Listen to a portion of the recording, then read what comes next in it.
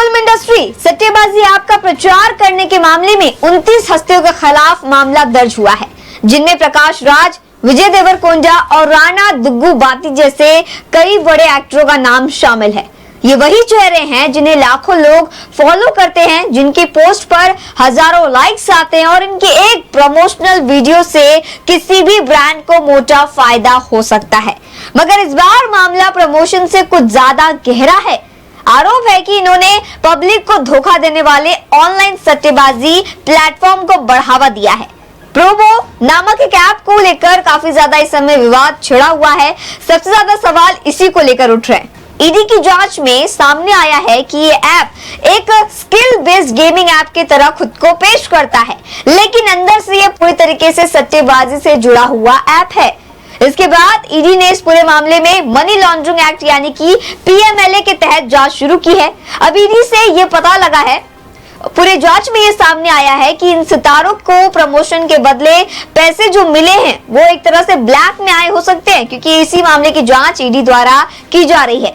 इसका पेमेंट कहां से आया, इसका पूरा टैक्स रिकॉर्ड कहां है, इस सब की जांच अभी की जा रही है। शुरुआती जांच में यह भी बात सामने आई है कि इन एप्स के जरिए हजारों करोड़ों रुपए का ट्रांजैक्शन हुआ है। यानी ये सिर्फ एक तरह से ऑनलाइन गेमिंग का मामला नहीं है, बल्कि एक संगठित आर्थिक अपराध है, जिसमें कई नामचीन चेहरे शामिल है और एक तरह से इन्हें बचाया जा रहा है। लेकिन अब ईडी इन सभी मामलों को खोद के बाहर निकाल रही है, इन सभी चेहरों के नामों को बाहर निकाल रही है कि आखिर इन एप्स के प्रमोशन में कौन कौन शामिल है।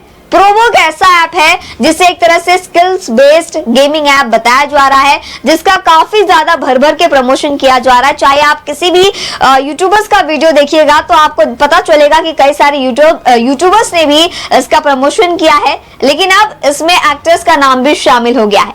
ईडी की छानबीन में पता चला कि प्रोबो को मॉरिशस, कैमन, आयरलैंड जैसे टैक्स हेवन देशों की कंपनियों से भी निवेश मिला था। कुछ करीबन 134.84 करोड़ रुपए का फंड विदेशी संस्थानों के जरिए ऐप में डाला गया था। छापेमारी के दौरान ईडी को कई संदिग्ध दस्तावेज मिले, डेटा मिला। करीबन 284.5 करोड़ रुपए का एफडी, शेयर निवेश वगैरह की सारी डिटेल्स भी उन्हें मिली। इन तमाम खुलासों के बीच फिल्म इंडस्ट्री की साख पर भी सवाल उठ रहा है।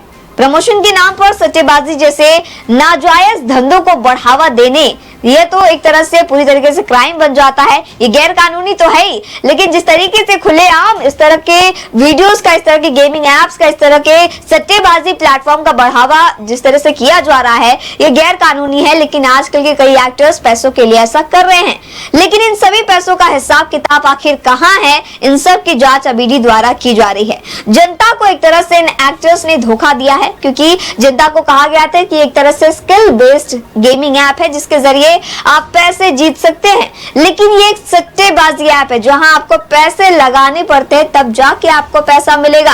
यानी जिस तरह से आपने अगर सुना होगा कि कई बार आपसे कुछ सवाल पूछा जाता है, अगर आपने सही जवाब दे दिया तो आपको पैसे मिल जाएंगे, वैसा ही ये सारे प्रोबो ऐप्स के में भी होता है। आपको ओपिनियन बेस्ड क्वेश्चंस पूछे जाएंगे, लेकिन कई बार इन सभी ओपिनियंस में पैसे भी लगाने होते हैं, जिस वजह से ये सट्टेबाजी ऐप का खुलासा होते ही ईडी ने तुरंत धरपकड़ शुरू की, 29 हस्तियों के खिलाफ मामला शुरू किया और सभी की जांच अभी शुरू कर दी है। लेकिन इसमें कभी जो पूरे मामले हैं, इसमें सबसे ज्यादा नामचीन लोगों के नाम भी शामिल आ जाने से अब काफी ज्यादा विवाद छिड़ गया है, क्योंकि विजय देवरकोंडा एक काफी ज्यादा नामचीन एक्टर है जिनका काफी ज्यादा नाम है। बॉलीवुड हो या फिर तमिल या साउथ की जितनी मूवीज हो उनमें भी इनका काफी ज्यादा नाम है, जिस वजह से विवाद अब काफी ज्यादा बढ़ गया है और ये मामला और भी ज्यादा गंभीर होने वाला है, क्योंकि ईडी ने साफ कह दिया है कि अब इस मामले में किसी को भी बख्शा नहीं जाएगा